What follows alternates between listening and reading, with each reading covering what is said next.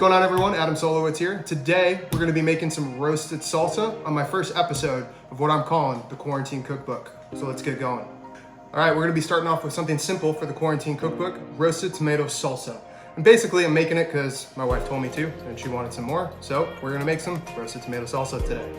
Ingredients, we wanna start off with really fresh ingredients, the best that you can get. I know slim pickings right now, but if you go to the grocery store, try and pick out what you can and get the best possible ingredients for the salsa.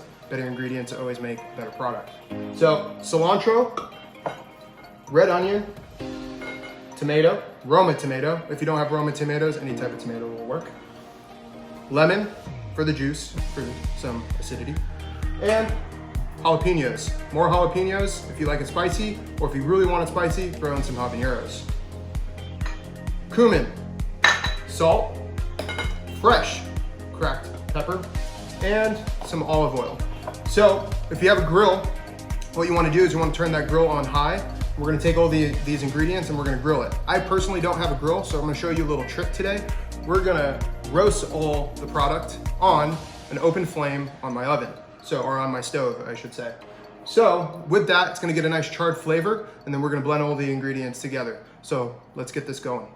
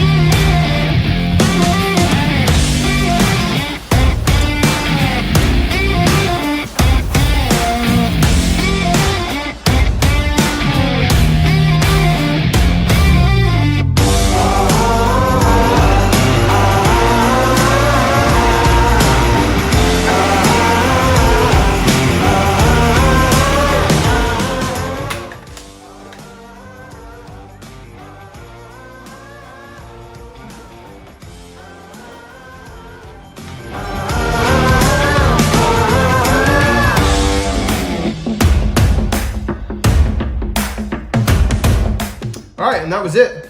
Roasted tomato salsa, good to go.